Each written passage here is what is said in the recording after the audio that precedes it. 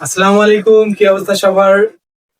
2026-27 শিক্ষাবর্ষে যারা বিভিন্ন বিশ্ববিদ্যালয়ে ভর্তি পরীক্ষা দিবা, তো তোমাদের আজকে সাজেশন দিব। অর্থাৎ বিশ্ববিদ্যালয়ে ভর্তি পরীক্ষায় কি শুধু বোর্ড বই পড়লেই হবে নাকি অন্য কিছু করা লাগবে, তো এই বিষয়টা নিয়ে আজকে আলোচনা করব।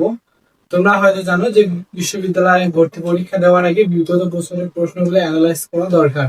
কারণ প্রশ্নের মানবর্ণনটা কিরকম, প্রশ্নগুলো কোন জায়গা থেকে আসে, এটা কিন্তু তোমাকে অ্যানালাইজ করতে হবে এবং তোমাকে বুঝতে হবে যে প্রশ্ন এই জায়গা থেকে আসে।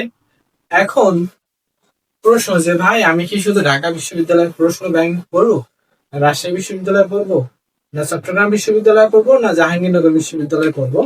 তো আমি বলে রাখি, তোমার যদি সময় থেকে অর্থাৎ বোর্ড বই পড়ার পাশাপাশি প্রথমত তোমার যে কাজটি সেটি হচ্ছে ঢাকা বিশ্ববিদ্যালয়ের যে প্রশ্ন ব্যাংকটি আছে, যেহেতু তোমাদের পরীক্ষা ঢাকা বিশ্ববিদ্যালয়ে হবে আগে, সেহেতু প্রথমে ঢাকা বিশ্ববিদ্যালয়ের যে প্রশ্ন ব্যাংকটি আছে,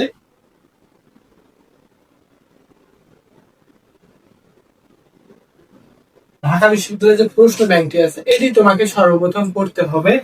এবং এখন এখানে একটা প্রশ্ন যে ভাই, ঢাকা বিশ্ববিদ্যালয়ে তো প্রশ্ন রিপিট করে না, তো তোমাকে একটি উত্তর দিয়ে রাখি যে ঢাকা বিশ্ববিদ্যালয়ে তুমি যদি কিছু প্রশ্ন, জিকে প্রশ্ন তার রিপিট আসতে পারে।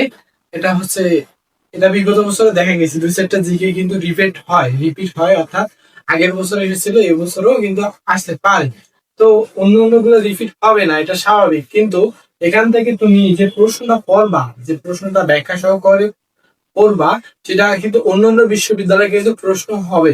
এই একই প্রশ্ন হয়তো ওই বিশ্ববিদ্যালয়ের কাছে যেটা পুরাতন, অন্য বিশ্ববিদ্যালয়ের কাছে সেটা নতুন হইতে পারে। ঢাকা বিশ্ববিদ্যালয় যেটা গত বছর প্রশ্ন করছে রাজশাহী বিশ্ববিদ্যালয়, ওইখান থেকে কিন্তু এবছর প্রশ্ন করতে পারে, স্বাভাবিক।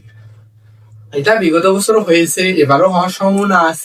সর্বপ্রথম বোর্ড বইটা কাভার করবা, এরপর বোর্ড বইয়ের পাশাপাশি তোমাকে যে প্রশ্ন ব্যাংক গুলো আছে, ঢাকা বিশ্ববিদ্যালয়ের প্রশ্ন ব্যাংক আছে, রাজশাহী বিশ্ববিদ্যালয়ের প্রশ্ন ব্যাংক আছে, রাজশাহী বিশ্ববিদ্যালয়, এরপর চট্টগ্রাম বিশ্ববিদ্যালয়ের প্রশ্ন ব্যাংক আছে, এরপর জগন্নাথ বিশ্ববিদ্যালয়ের প্রশ্ন ব্যাংক আছে। অর্থাৎ যেগুলো এখন এককভাবে পরীক্ষা নেয়, সেগুলো কিন্তু আলাদা আলাদা প্রশ্ন ব্যাংক হয়ে থাকে। প্রশ্ন ব্যাংক পড়লে তোমার ক্ষতি হবে না, বরং তোমার লাভ হবে। অর্থাৎ তুমি যে মেইন টার্গেট ঢাকা বিশ্ববিদ্যালয় নিছো, এখানে হয়তো দুই চারটা জিকে কমন আসবে, এটা স্বাভাবিক। কমন আসলে তো তোমার ভালো, তুমি যেটা জিনিস জানবা।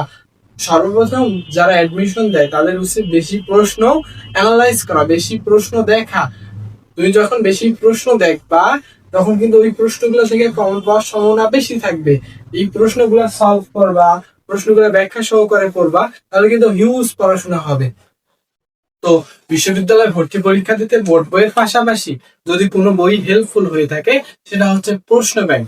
অর্থাৎ তুমি যে বিশ্ববিদ্যালয়গুলো পরীক্ষা দিবা, সেগুলোর কিন্তু প্রশ্ন ব্যাংকটা পড়া খুবই জরুরি। বিশেষ করে ঢাকা বিশ্ববিদ্যালয়ের প্রশ্ন ব্যাংক এবং চট্টগ্রাম বিশ্ববিদ্যালয়ের প্রশ্ন ব্যাংক, এগুলো কিন্তু একটু ডিফিকাল্ট হয়ে থাকে। এবং জাহাঙ্গীরের প্রশ্ন ব্যাংক কিন্তু আরো ডিফিকাল্ট। মানে তুমি যদি এই তিন চারটা ইউনিভার্সিটির প্রশ্ন ব্যাংক দেখো, অবশ্যই ভালো। পাশাপাশি যারা রাজশাহী বিশ্ববিদ্যালয়ের পরীক্ষা দিবা, অবশ্যই তোমাদের রাজশাহী বিশ্ববিদ্যালয়ের যে প্রশ্ন ব্যাংক আছে সেটা অবশ্যই পড়তে হবে। পাশাপাশি যে প্রশ্ন ব্যাংকগুলোর কথা বললাম, তুমি একক বিশ্ববিদ্যালয়ের প্রশ্ন ব্যাংক কিন্তু পড়লে তোমার লস নাই, বরং তোমার লাভ আছে। তাই বোর্ড বই যেগুলো পড়ার পাশাপাশি তুমি যদি প্রশ্ন দেখো, তাহলে কিন্তু তোমার লাভ আছে। দিন শেষে তুমি এর বেনিফিটটা পাবা। তো ভিডিওটি যদি ভালো লেগে থাকে অবশ্যই একটি লাইক দিবা।